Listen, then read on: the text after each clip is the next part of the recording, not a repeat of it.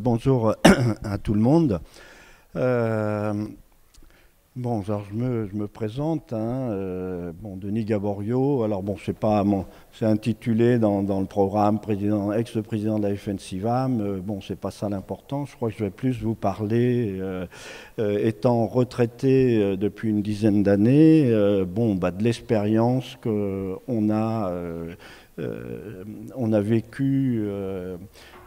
Dans les années 90 et les années 2000, à l'intérieur d'un groupe d'une douzaine d'exploitations qui, étant pour la très grande majorité d'entre elles dans le sud de la Loire-Atlantique et le Nord Vendée, des exploitations qui avaient adopté, on va dire, le modèle intensif en production laitière et qui se sont regroupés. On était 25 exploitants. Enfin, il y a toujours 25 exploitants d'ailleurs qui se sont regroupés pour s'entraider, pour changer de modèle, du modèle classique, intensif, comme on dit, basé sur le raigrade d'Italie ensilé et le maïs avec une utilisation importante de soja. Donc ça c'est un peu mon histoire récente. Et si je suis ici, c'est que on a dans ce cadre-là porté un peu une analyse économique et un comparatif sur l'intérêt et l'efficacité économique et sociale de ces changements de système de production, en production laitière et dans notre région, bien sûr. Ça ne va pas faire force de loi pour toute la France, je veux dire qu'il faut. Mais je pense que on va voir, c'est un peu une démarche d'analyse. Aujourd'hui, ce travail-là, on l'a porté dans cette équipe de 25 exploitations, enfin non, 13 exploitations et 25 exploitants, beaucoup aidé par Gustave Delair, dont Julien a fait mention tout à l'heure. Gustave Delair est un comptable, un directeur d'un centre de gestion dans nos régions, la FOC, qui nous a beaucoup aidé dans l'analyse économique.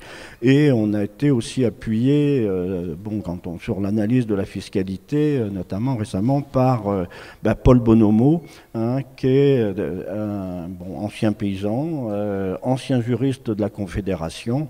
Et je dis tout nettement, je pense que c'était eux qui étaient d'abord invités pour venir plancher ici. Et je dis tout nettement de par leurs compétences. Ils étaient indisponibles. Et donc, voilà, je suis venu. Et avec plaisir dans la Drôme, parce que, j'ai des attaches amicales très, très anciennes et solides. Et puis, c'est vrai que j'ai découvert depuis 18 mois la réflexion conduite par l'atelier paysan sur les conséquences du surinvestissement et du suréquipement en agriculture qu'on va aborder très concrètement. Et donc c'est pour ça que je suis avec plaisir. Voilà. Ceci étant dit, là je vais présenter un peu un comparatif chiffré. Alors vous m'excuserez pour trop de chiffres, mais on va essayer de les commenter, on va aller doucement. Un comparatif entre deux exploitations de production laitière dans nos régions. Il y en a une dans le Nord Vendée et l'autre dans le Nord de Sèvres. Qui étaient connus et bien maîtrisés au niveau des chiffres par les centres comptables à FOC, et qui montrent de fait l'intérêt ou la démarche, la concrétisation à partir de chiffres de cette efficacité productive, hein, qui n'est pas interprétée par tous de la même manière, quoi, hein. Et bon, je pense notamment dans ce qu'a introduit Julien hein, sur les questions fiscales, on voit bien que bon, soit les déductions pour investissement, soit là maintenant le suramortissement de la mode Macron qui permet d'amortir 140% de l'investissement et sur peu d'années, bon, a pour but, hein, cette recherche, d'augmenter la productivité du travail, c'est-à-dire la quantité de production par actif, hein, ou le chiffre d'affaires, on le traduit un peu comme on veut, mais hein, fondamentalement, c'est de diminuer hein, en permanence la part de la rémunération du travail dans une unité de produit, hein, et ça nous est présenté depuis des lustres, hein, par la FNSEA notamment, mais par l'agro-industrie, comme la fin du fin pour un paysan, pour s'assurer un revenu. Et bon, donc dans ce...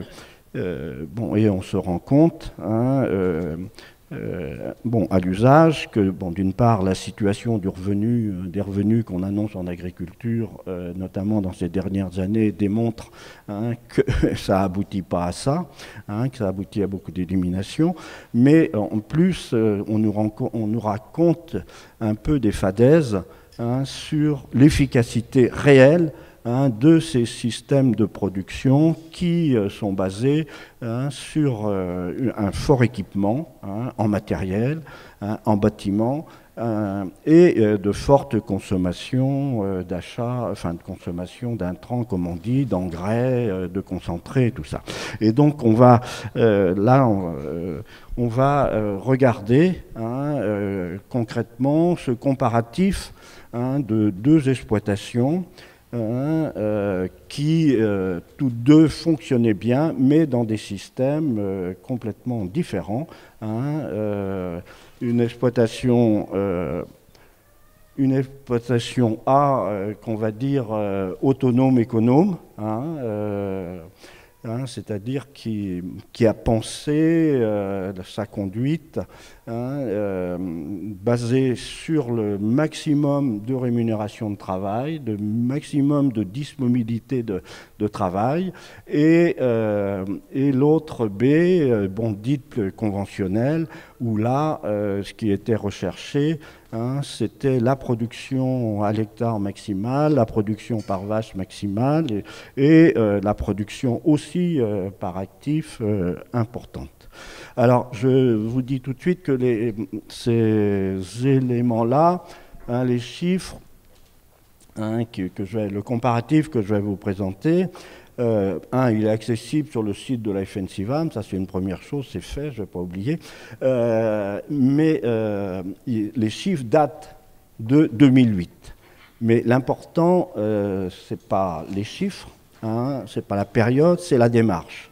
Alors, en deuxième partie, enfin après la présentation, je vous présenterai, mais sans chiffrage, la situation des deux exploitations aujourd'hui. Hein, de 2001, pour bien situer hein, vers quelle... oui, quand on a analysé ça et démontré ça, bon, vers quelle projection on allait. Voilà. Donc, les deux exploitations, donc là, bon, c'est une exploitation à 3 unités, enfin c'est un GAEC, hein, à 3 exploitants. Hein, bon, qui avait sur 90 hectares et qui produisait 376 000 litres de lait et livré à l'industrie laitière, à la coopérative Terrena, comme voilà quoi. Hein. Mais c'est une exploitation qui qui fait partie du groupe duquel je vous ai parlé en début, hein, qui avait été passé hein, à la prairie pâturée, hein, c'est-à-dire qu'on sortir d'une logique bon, de cette production laitière intensive, dite intensive, hein, basée sur la récolte quasi totale, hein, de la production foragère et de l'alimentation. Hein. Et bon, a construit dans les années 90 et 2000 cette autonomie à partir de la prairie à base de bon, trèfles légumineuses style Pochon. Hein. On s'est inscrit dans la démarche de Pochon, pour certains qui connaissent, du RAD. Quoi, hein. Et avec une recherche d'autonomie complète. On pourra, si dans le débat il est question des questions plus techniques de l'évolution, pour mesurer l'évolution sur cette exploitation à partir de courbes de consommation, on pourra le faire. Quoi, hein, voilà. L'autre exploitation, bon, appelée B, hein, voilà, il a fallu en appeler une A, l'autre B, bon, on aurait pu faire l'inverse, ça n'a pas d'importance. Hein, c'est bon, une exploitation qui est dans la logique de ce qui a très bien été présenté bon, hier et avant-hier, surtout par bon, cette course au productivisme, hein, qui cherche, qui est basée sur le rendement maximal par vache, hein, la production maximale de lait sur la surface, si possible aussi resserrant la production fourragère sur une partie de la surface pour dégager des surfaces pour faire des cultures, enfin, entre guillemets, dites de rente, de céréales qui sont vendues, quoi, hein. Et donc avec bon, bah, fort investissement en matériel hein, et en achat de concentrants. On va voir ça, tout ça. Donc voilà, hein, la structure de production des deux exploitations. Donc on voit B, hein, 38% de la surface est en céréales, hein, est vendue. Hein, et il y a 15% de céréales qui sont consommées, et autrement, c'est bon, une part de prairies, hein, mais qui sont récoltées, et le maïs fourrage, hein, qui est bon, 15% de la surface. Quoi, hein. Et bon, c'est une exploitation bon, qui aussi, à cette période, est dans la logique hein, de capter le maximum d'aides PAC attachées à toutes ces cultures-là. Quoi, hein.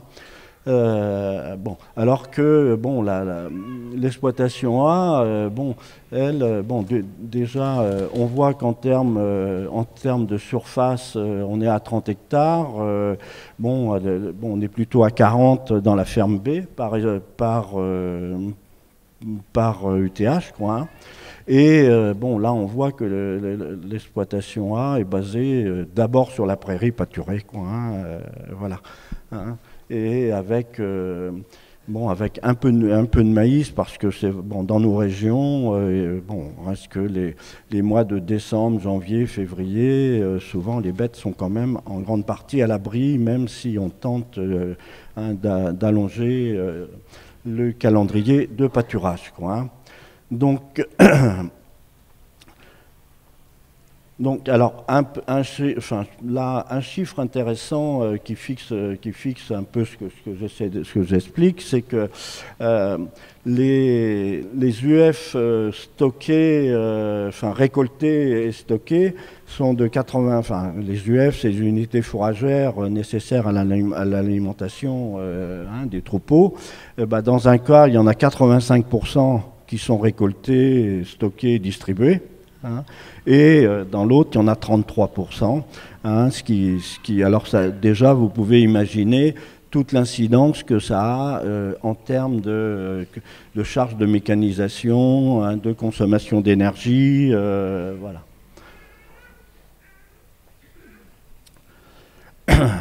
Alors après, bon, et là, ça se traduit tout de suite aussi au niveau de la conduite des troupeaux, quoi, hein.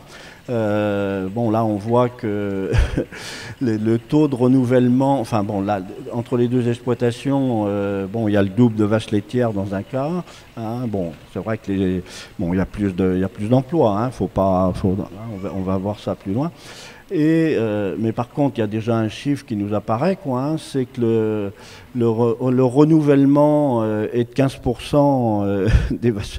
Hein, tous les ans, chez A, on renouvelle 15%, hein, on réintroduit 15% d'eugénisme dans le renouvellement, mais bon, chez B, hein, on renouvelle très très vite, quoi, hein, les vaches, bon, on voit bien que les vaches, je crois que la moyenne contrôle laitier, c'est autour de 2 lactations, 3 par vache, quoi, hein, alors que dans nos systèmes, bon, on arrive à 6, 8, quoi, hein, voilà. Alors bon, concrètement, après, bon, voilà, pâturage 8-9 mois et pas de pâturage, hein, bon, alors aussi...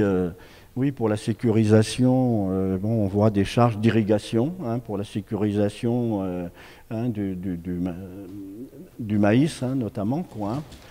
Et autre élément, alors bien sûr, c'est les chargements qui sont différents, hein, à l'hectare. Bon, une UGB 13 pour A, hein, un 73 pour B, ce qui est, bon, on pourrait dire, bon, voilà un signe de productivité hein, plus importante pour B. Hein, mais ce qu'il faut bien voir, c'est la ligne en dessous. Hein, A achète 6 tonnes, en gros, c'est de tourteaux hein, pour faire sa production. Hein, et B achète 577 tonnes. Hein, de concentrer hein, pour assurer sa production, quoi, hein. Ça veut dire que d'un côté, là, c'est une exploitation qui produit des céréales, les vend et rachète, quoi, hein. Ça veut dire que bon, on fait tourner la machine, quoi, hein. Et bon, alors autre élément de conduite, hein, c'est la moyenne économique par vache, quoi, hein. Dans un cas, on recherche la performance par animal, c'est la productivité par animal. Bon, hein, ça fait partie des credos hein, de la profession. Et puis, bon, dans l'autre, bon, hein, le niveau de production par vache laitière reflète la valeur de la production fourragère produite sur l'exploitation, quoi, hein. Et c'est pas la performance. C'est pas la performance par vache qui est recherchée, c'est la valorisation du potentiel fourrager de l'exploitation hein, et utilisé au moindre coût. Et pour nous, le moindre coût, c'est le pâturage, quoi, hein. Donc, alors, dernier chiffre en dessous, bon, on est à prix du lait hein, commun. Hein, 279 la tonne hein, en A et 280 en B, quoi, hein, voilà. Alors si voilà, hein, bon, nous, enfin ça c'est la question. Hein, bon, où se situe réellement l'efficacité, quoi, hein. Donc bon, alors là il y a beaucoup de chiffres, hein, on va pas tous les voir, quoi, hein. Mais bon, déjà le premier chiffre, on voit bien qu'il y a une grande différence hein, de chiffre d'affaires, hein, produit de l'activité, hein, 148 000 dans un cas, 414 dans l'autre. Hein. Mais c'est bon, bien sûr la ligne d'en dessous des consommations. Hein, mais ce qui est important, nous, ce qui nous importe, c'est la troisième ligne, la valeur ajoutée, c'est-à-dire bon, hein, la richesse qu'on crée hein, dans le processus de production. Et là, on voit comment les chiffres, en gros, s'inversent, quoi, hein, ou se rééquilibrent. Hein, hein, bon, dans un cas, 66% de valeur ajoutée, dans l'autre, 26%. Quoi, hein, et c'est tout le processus hein, de consommation hein, d'engrais, hein, oui, d'énergie, enfin tout l'ensemble de ce qui est acheté sur une exploitation, quoi, hein. Donc, bon, voilà. Hein, alors, bon, on a, là, oui, 6 fois moins de charges. Bon, voilà. Alors là, après, quand on voit, ça c'est tout, quand on dit que enfin, la politique, il y a plein d'éléments de la politique qui orientent les exploitations. Là, on voit bien qu'à travers les aides, on incite. Bon, là, bon, pour trois exploitants, bon, on est en gros à 11 000, quoi. Mais bon, pour 4 exploitants en B, on est à 22 000, quoi. On est au double d'aide. Et on voit bien comment il y a cet objectif de nourrir cette logique de course au productivisme, quoi. Et bon, et ça, bon, pour finir sur le résultat, quoi, bon, qui est le résultat courant, c'est à peu près, oui, le résultat disponible, en gros, moins 15% de réserve pour se protéger des divers aléas, souvent c'est ça, quoi. Et bon, et là on voit que, on finit par un résultat courant favorable à l'exploitation A, bon, en partant d'un chiffre d'affaires où l'écart est pratiquement de 3, quoi. Donc, et ça, bon, je pense que ça se vulgarise, ça se diffuse quand même de plus en plus dans le milieu, mais ce genre de regard n'est pas forcément commun. Donc, bon, voilà, la clé de l'efficacité sur les SAU, moi, bon, c'est un peu ce que j'ai dit, mais ça remet en ordre. Moins d'engrais, moins de semences, pas de produits phyto. Alors là, dans cette période-là, sur l'exploitation A, c'en était l'utilisation de la chimie en était restreinte au désherbage des céréales. Des céréales à paille, le maïs était biné. Et puis il y avait 60 unités d'azote sur les 7-8 hectares de céréales. Voilà. Autrement, toute la fumure partait des déjections du fumier composté, étendu sur les prairies à l'automne, quoi. Bon, alors la grande, bon voilà, alors après pour le troupeau, oui, c'est la grande différence d'achat de soja, du moment que les prairies apportent les protéines à travers le trèfle, quoi. Et aussi, et de compléter la ration à partir des céréales produites sur l'exploitation, quoi. Bon. Alors avec sur la mécanisation, vous imaginez la différence qu'il peut y avoir. Bon, là sur l'exploitation A, ils sont à moins de 1000 heures de tracteurs par an, et je pense que sur l'autre, ils sont à 5-6 000, quoi.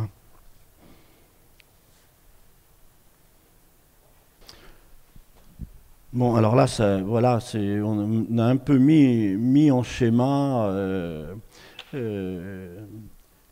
quelques repères pour mesurer cette efficacité, quoi. Voilà, c'est la différence, là, ça caractérise bien la différence de moyens qu'il y a par actif, quoi. Donc, bon, c'est un peu, ça traduit en schéma, en colonne, ce qu'on a vu dans les tableaux précédents pour les chiffres, quoi. Vous voyez, bon, la différence d'hectares des SAU, 30, 44, les quantités de lait par actif, 125 000 dans un cas, 227 000 dans l'autre, et surtout, et ça c'est une constante, et je pense que le schéma, si on le prolongeait maintenant, l'écart serait encore plus grand, le capital immobilisé par actif, quoi, et ce qui introduit tout de suite les questions sur la transmission, qu'on va voir après. Bon, et puis voilà, en tableau, le tableau de droite, on voit les écarts de revenus, comment ils se caractérisent, quoi, mais c'est sans doute ce que vous avez déjà enregistré avec dans le comparatif des chiffres, là. Je crois que c'est important de ramener, bon, hein, parce que de bien mesurer hein, l'intérêt économique à l'hectare hein, oui, qu'on a selon ces modèles, quoi, hein, et on se rend souvent quand on traverse les communes, bon, on voit enfin, des bâtiments, on voit enfin, beaucoup de matériel, et ça veut dire, bon, on a l'impression que c'est des structures de production qui enrichissent le territoire, qui enrichissent la commune, quoi, hein. Et bon, dans les faits, quand on fait les soustractions, parce que dans les faits c'est ça qui se passe, hein, quand on fait les soustractions, eh bien on s'aperçoit hein, qu'avec des moyens beaucoup plus faibles, eh bien sur chaque hectare de la commune, hein, on fixe davantage de revenus qui restent sur la commune à travers de l'emploi et souvent à travers des services de proximité, alors que dans la logique de la course à la productivité, dans les faits, on transfère de la richesse vers d'autres secteurs qu'on ne maîtrise pas forcément. Et bon, même constat. Même constat quand on ramène à l'unité produite. Bon, je veux dire, c'est la logique, quoi. Alors, là, un dernier, je pense que c'est un dernier tableau, hein, bon, et c'est un élément qui n'est pas facile à vulgariser et à faire comprendre, parce que bon, je crois que, enfin, surtout avec les questions qu'il y a sur la saturation de la planète, sur la limite des réserves minérales en termes d'énergie, hein, et les conséquences sur les effets de serre, enfin bon, sur le climat, hein, il nous a paru intéressant de mesurer l'efficacité mais j'allais dire presque physique d'un processus de production.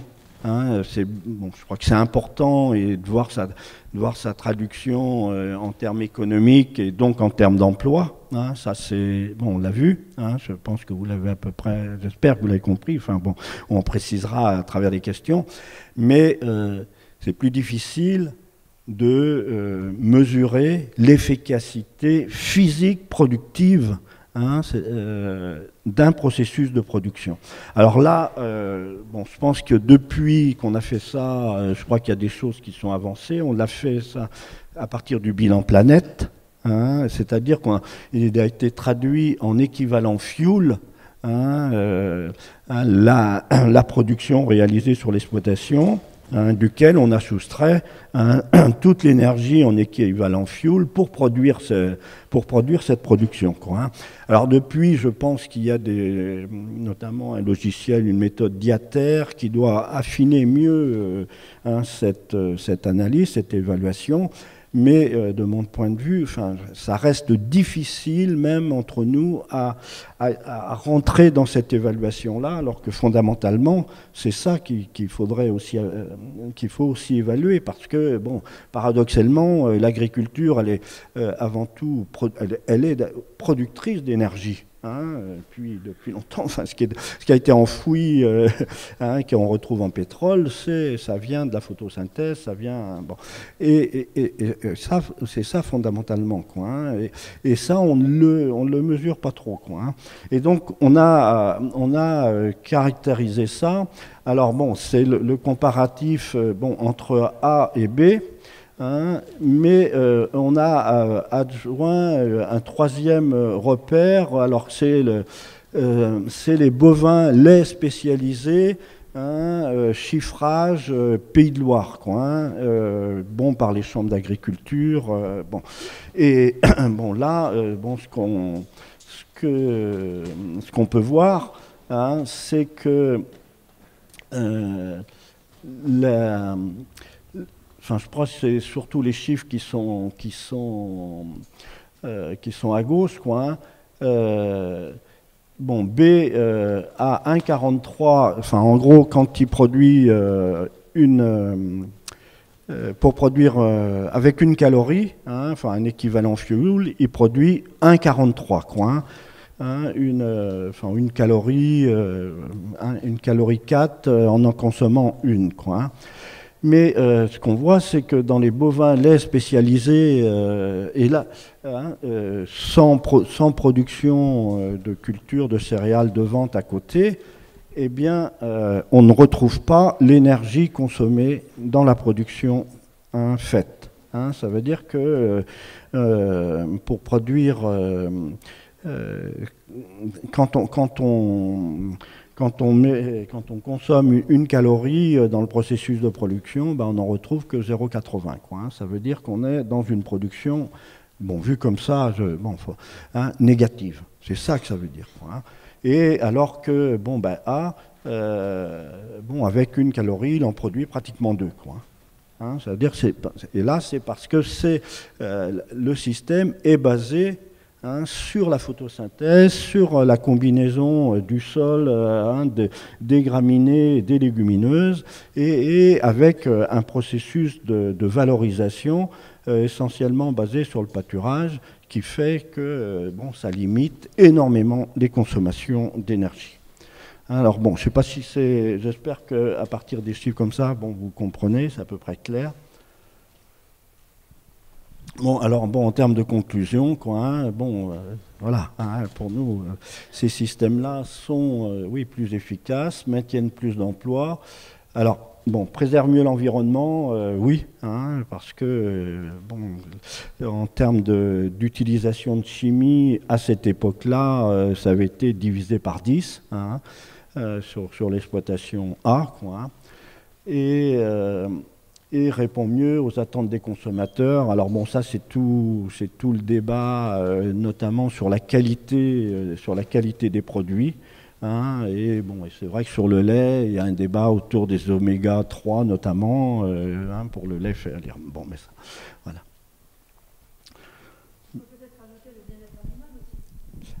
Alors oui, merci de le dire. Oui, c'est vrai que les animaux en prairie, c'est autre chose que la concentration animale dans tous les bâtiments clos et tout ça. Mais derrière, on va rentrer dans le débat. Mais derrière, il y a aussi toute la condition de travail, et pour observer un peu, puis de l'avoir aussi vécu. Le travail dans ces systèmes pâturants n'a rien à voir avec la course au rendement et le rapport au travail.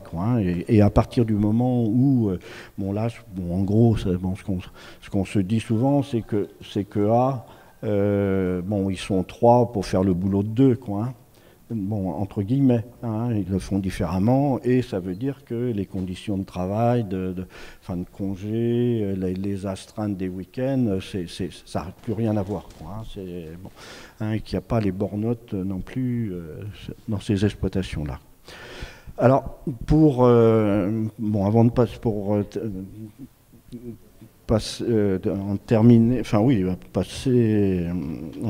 terminer un peu dans cette présentation. Là, je vais vous dire un peu où en sont aujourd'hui A et B.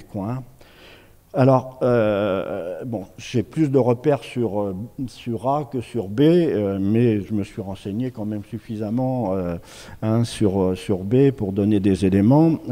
Alors aujourd'hui, B, chaque exploitation a maintenu et, on peut dire peut-être renforcé son choix.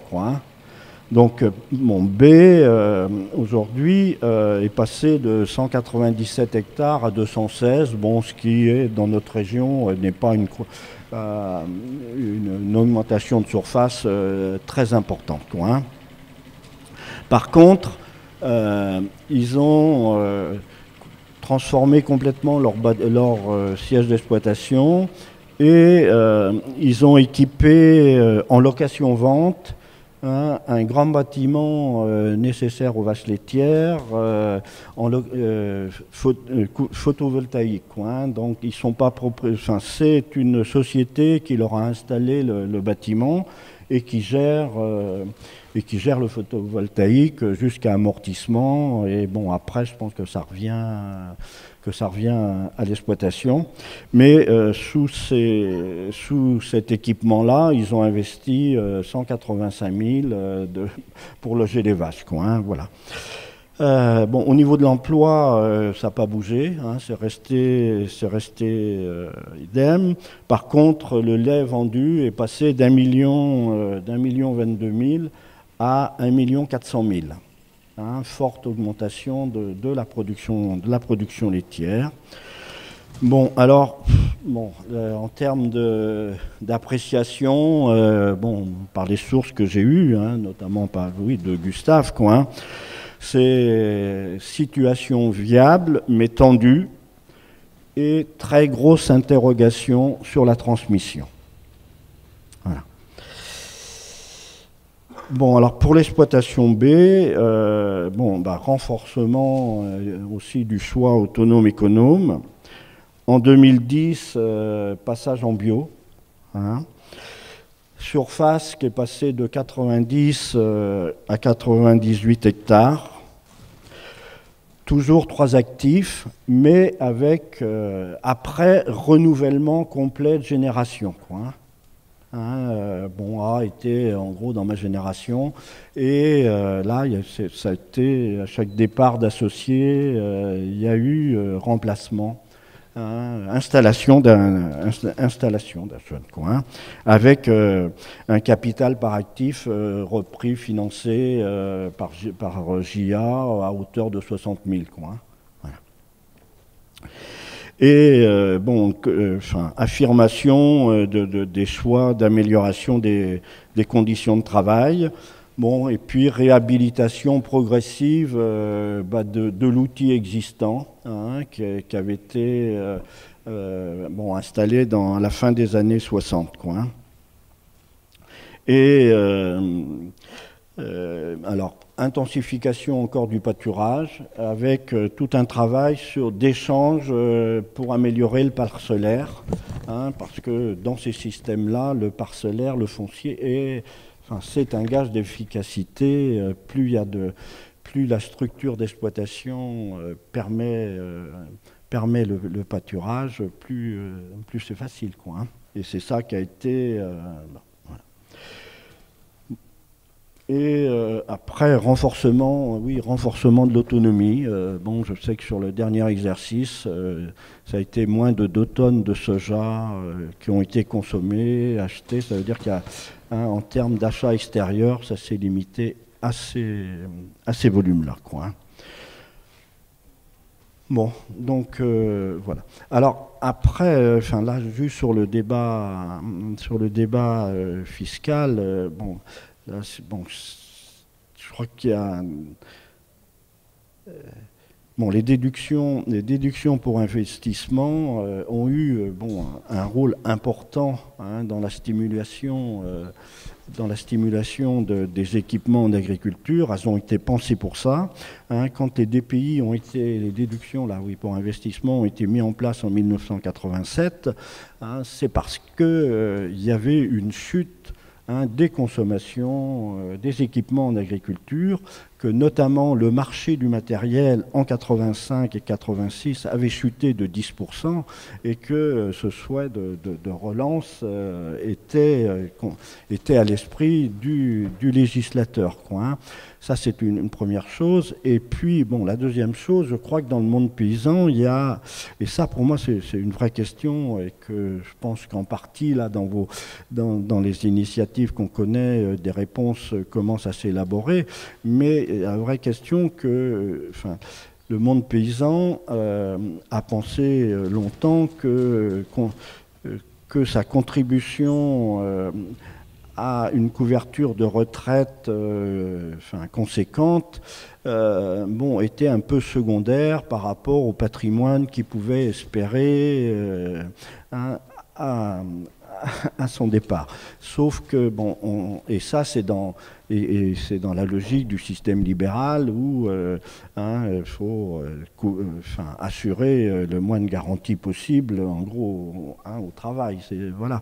Et bon, et là, je pense toute la fiscalité a pour fonction de faire baisser leurs revenus apparents d'exploitation pour diminuer la contribution à la MSA, à la charge sociale, qui est la plus importante, qui est plus importante que la fiscalité sur leur revenu individuel. On paye 40%, 43% de charge sociale, mais quand on arrive de faire basculer, à travers ces DPI notamment, puis ces amortissements accélérés du revenu sur le revenu personnel, en créant des charges un peu artificielles, ça fait que sur les revenus personnels, on paye plus que 15%.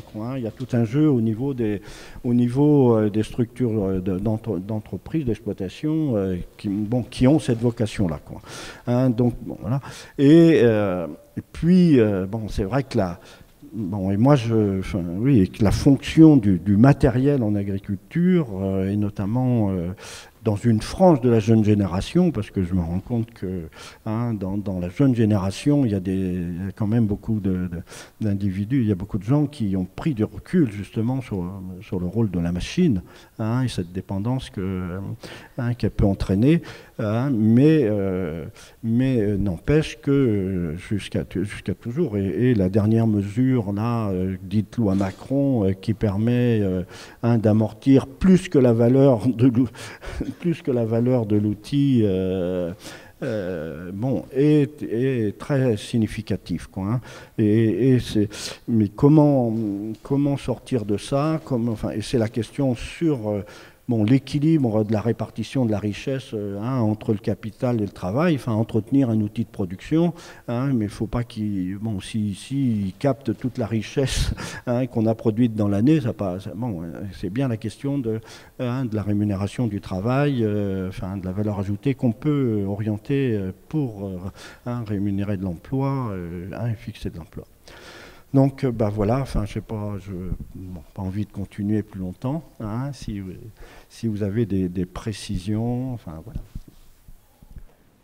Ouais, une remarque, ce serait intéressant de faire le même boulot en disant c'est quoi l'impact sur les finances publiques et sociales de chaque modèle. Voilà. Et puis, une question en termes de résistance aux aléas, notamment climatiques. Voilà.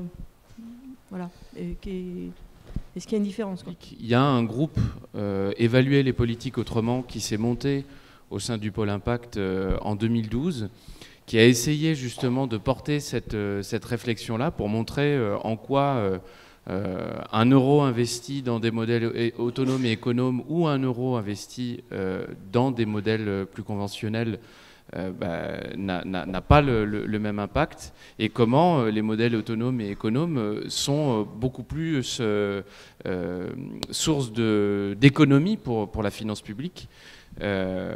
C'est un travail qui a besoin d'être mené et pour l'instant qui n'est pas porté par le législateur. Or, il y aurait des rapports parlementaires à construire sur ces questions-là, sur comment est utilisé l'argent public pour favoriser tel ou tel type de modèle agricole. Parenthèse importante. Alors, pour être concret quand même sur cette question, parce que après cette analyse, cette démonstration, nous a été rétorqué, oui, bien sûr, ces systèmes favorisent l'emploi en agriculture, mais défavorise l'emploi dans les autres secteurs. Et alors je vous invite, là, je vais pas le présenter parce que j'ai pas tout à fait les éléments, mais dans la brochure FNCIVAM qui a en gros cette présentation-là, pas sûr d'ailleurs, je ne sais pas trop. Il y a une évaluation faite par AgroParisTech, Nadège Garambois, qui qui, à l'aide de chiffres et de tableaux, démontre comment la richesse finalement qui est plus fixée par les systèmes autonomes économes, par l'exploitation A pour faire vite, est globalement très favorable pour la société, quoi. Elle est favorable, bien sûr, elle est défavorable pour la banque et les marchands de matériel, mais elle est favorable par rapport au milieu agricole, parce qu'elle fixe de l'emploi et donc du revenu sur un espace, et ça fait boule de neige. Elle est aussi intéressante par rapport au budget de l'État, dont la contribution est moins importante, et ça sans chiffrage. Alors de ce qu'on va, je ne sais pas trop comment les appeler, moi, les aménités négatives, les conséquences négatives d'une production chimique, voilà, en mesure. Donc, déjà, il y a un petit début d'approche, mais ce que vient de dire Julien est tout à fait vrai. Après, sur le risque aux aléas climatiques, quoi.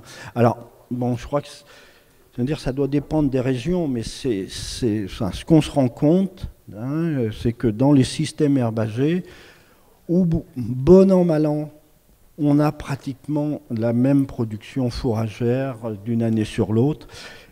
Par contre, les calendriers de pâturage peuvent se décaler. Dans nos régions, ça peut être comme ça. Là, par exemple, l'année dernière, il y a eu un été assez sec.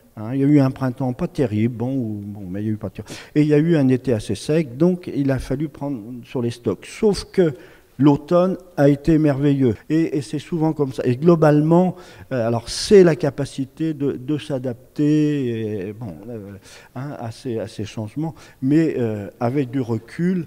Dans les faits, il y a une constance dans la productivité, alors que dans les maïs, nous, dans notre région, on avait connu 76, où le maïs n'avait pas levé. Peut-être que cette année, j'espère que l'eau va venir, mais on en est, il y a un peu des questions de ce genre, quoi.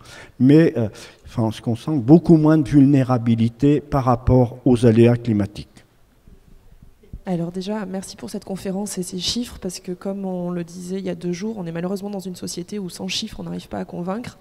Donc je trouve que c'est un très bon outil, notamment pédagogique, pour aller convaincre un peu autour de nous qu'on peut faire autrement.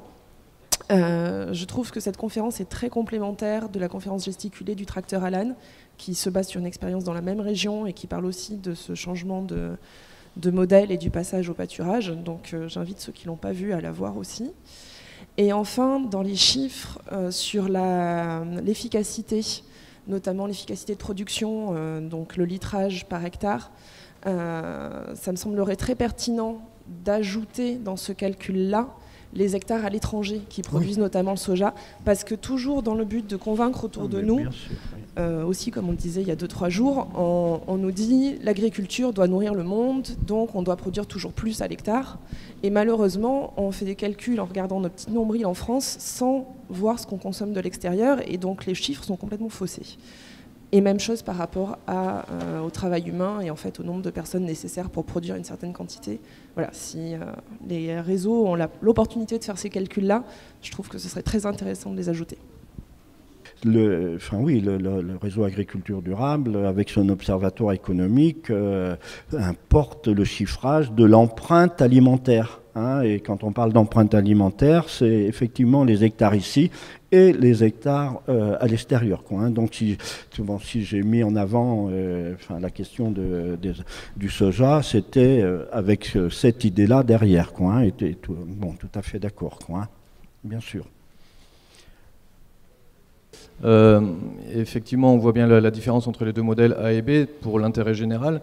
Il me semble que la question, là, c'est vraiment le modèle qui est basé sur le seul critère de la croissance, et le modèle B est évidemment beaucoup plus intéressant pour les politiques et pour la filière et à tous les échelons de croissance, à tous les étages et de consommation maximisée. Donc, effectivement, on peut faire ce comparatif qui nous intéresse, nous, mais Les élus, eux, ils ne voient que effectivement une croissance maximisée, même si le modèle A, il préserve l'emploi et il améliore l'emploi. Si ça intéressait vraiment les politiques, ça se saurait, hein, pour faire court.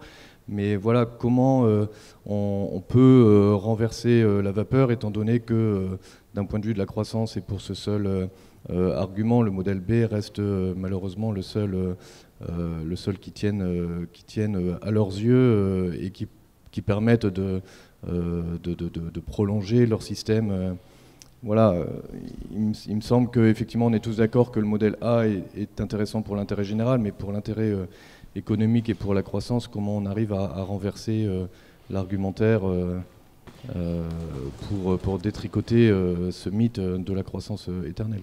Et effectivement, pour renforcer un peu le commentaire précédent, il y a effectivement au niveau énergétique la prise en compte aussi de l'impact de la qualité des sols sur la fixation du carbone, des choses qu'on sait très mal faire, mais c'est clair que dans le modèle A, il y a une valorisation, enfin un chiffrage qui reste à faire et qu'on ne sait pas faire du tout sur l'impact pour le changement climatique du modèle A et de la préservation de prairies permanentes par rapport au modèle B qui détériore les sols, stérilise des sols par le soja, par la construction de bâtiments agricoles, par le passage des outils agricoles. Donc je pense que les chiffres, ils sont assez parlants là, sur les consommations énergétiques, mais je pense que dans la réalité, si on savait calculer entièrement les analyses de cycle de vie à tous les postes, le différentiel il serait plus grand. autrement plus important.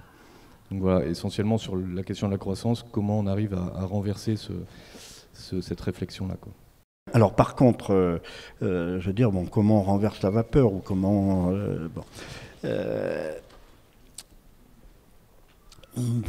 Bon, je crois que c'est le combat dans lequel j'ai l'impression on est tous engagés, hein, et qui est un combat de longue main. Déjà, moi, je ne cache pas que c'est avec intérêt quand même que ces analyses-là, ces explications-là aient pu aboutir, hein, et l'impact qu'elles ont. Hein, malgré que le côté minoritaire, mais pas marginal, hein, est là. Moi, si je juge à partir de 3 éléments, hein, de terrain, ces démarches-là, avec l'équipe des 12 exploitations chez nous, en 90, on a porter ça, hein, de manière minoritaire et dans une posture de quasi-marginalité. Hein, Aujourd'hui, hein, les jeunes qui, sur les mêmes communes sont dans ces démarches-là, sont ceux qui sont presque les plus considérés en termes d'avenir par la population, une grande partie de la population, et y compris dans le milieu paysan. Parce qu'on est dans des situations, et moi je vois sur la commune, une commune laitière, hein, 17 millions de litres de lait, des GAEC, hein, à 2 millions de litres de lait, qui sont incapables de se prolonger. Hein, et les seules prolongations possibles ne sont même pas une prolongation par capitaux venant de l'industrie qui les reprendrait, c'est par quelques paysans. Enfin, là, il y a un exemple très concret d'un paysan rentier qui s'est fait exproprier dans une banlieue dans la Sarthe et qui est venu renflouer un GAEC qui chutait, voilà. Mais ce type-là va rester dans une gestion, dans un rapport aux capitaux de style paysan, hein, où il ne va pas demander les 12% de rémunération des capitaux que des financiers demanderont. Hein, et on voit bien que ça, ça c'est une première chose. Et deuxième chose, le réseau CIVAM, par exemple, dans le département, anime depuis 10 ans, hein, des formations sur les systèmes herbagés. Ça a, pendant 5, 6 ans, 7 ans, c'était une formation, un groupe formé d'une douzaine de personnes par an. Aujourd'hui, il y a, depuis 2 ans, là, 3 ans, ces deux formations. Et là, il y a une troisième formation. Ça veut dire que sur des espaces d'années, il y aura 40 jeunes, 40 personnes qui seront formées sur 2 ans par des, par à la fois des paysans et puis quelques animateurs des CIVAM. Bon, ça veut dire qu'on est maintenant dans des démarches qui ont un réel impact sur l'ensemble du milieu. Alors les rapports de force économiques, c'est évident, mais moi je ne suis pas très pessimiste.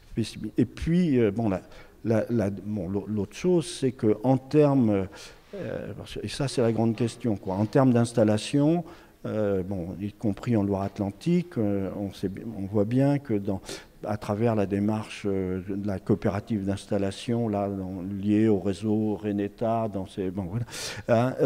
les jeunes qui rentrent en formation sont plus sur les maraîchages, sur des productions, lait de chèvre, des choses comme ça.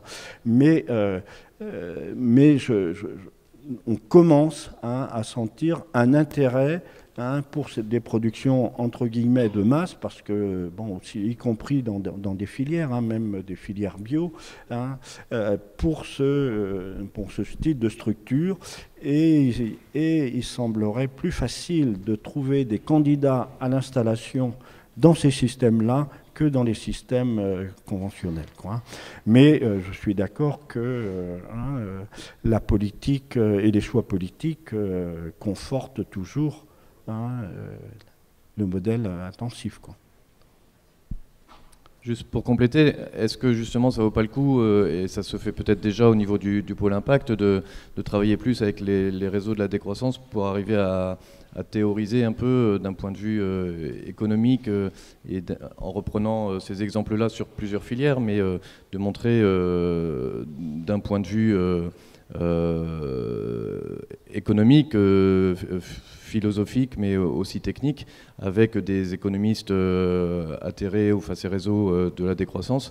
Est-ce qu'il y a un travail qui est déjà en cours avec le pôle impact, ou est-ce que c'est quelque chose qui est envisageable pour gagner justement en visibilité, en poids, avec un chiffrage clair à l'appui sur ces questions agricoles précisément, parce que les réseaux décroissance s'intéressent à l'ensemble des secteurs.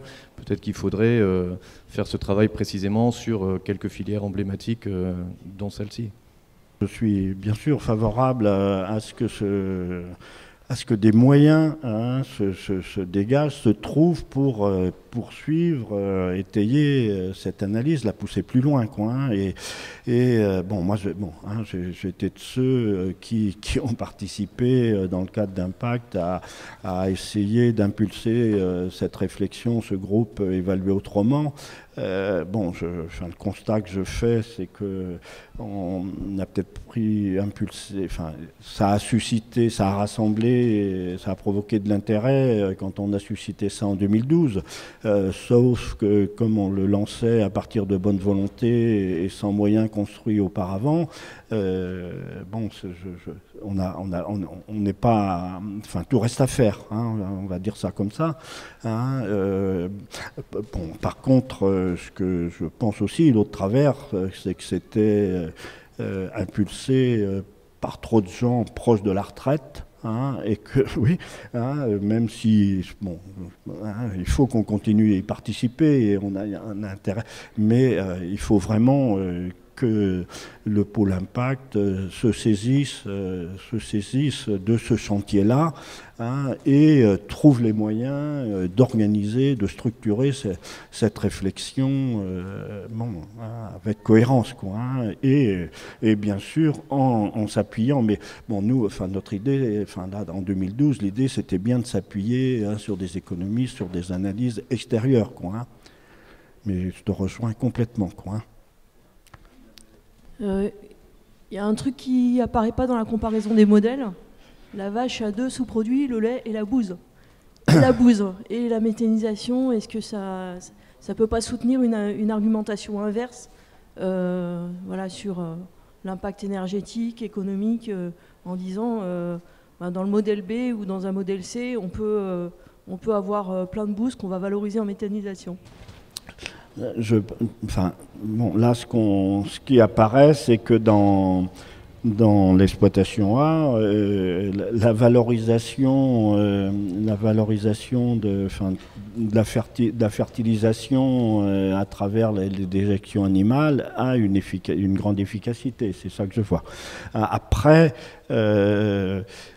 moi, je sais que j'ai plein de questions autour de la méthanisation que je maîtrise mal. Et là, pour moi, il y a aussi une vraie question sur les bilans nets de ces processus-là. Je sais pas si on c'est un débat qui a été un petit peu abordé du coup par la première conférence de Jean-Philippe Vallat sur l'autonomie énergétique à la ferme. Ouais. Et oui, il tendait à montrer que c'était pas très efficace les grosses unités de méthanisation. Oui, alors, parce que moi, bon, j'ai vécu en 70-72 à travers les CETA. Je vous ramène loin en arrière, mais à toute une réflexion qui nous a conduit à deux doigts d'installer dans nos secteurs 2 usines de déshydratation. Heureusement, il y a eu la crise du pétrole, puis bon, quand même la lucidité d'un certain nombre d'ingénieurs agricoles qui nous encadraient. Mais depuis, je mesure quel type d'agriculture, si ça avait eu lieu, ça aurait mis en place, c'est-à-dire qu'on aurait mis en place des usines de déshydratation et sur 20 km autour, on aurait transporté le fourrage pour l'améliorer et puis le retourner à nos vaches. Et je vois le balai. Et sur le jeu des déjections, méthanisation et tout ça, je me demande s'il n'y a pas des petites choses comme ça en germe. Bon, voilà. Mais je dis tout simplement, donnons-nous les moyens des bilans précis et globaux sur ces questions-là avant de... Mais moi, je n'ai pas les éléments. Voilà, je dis tout simplement. Bon, merci de m'avoir écouté.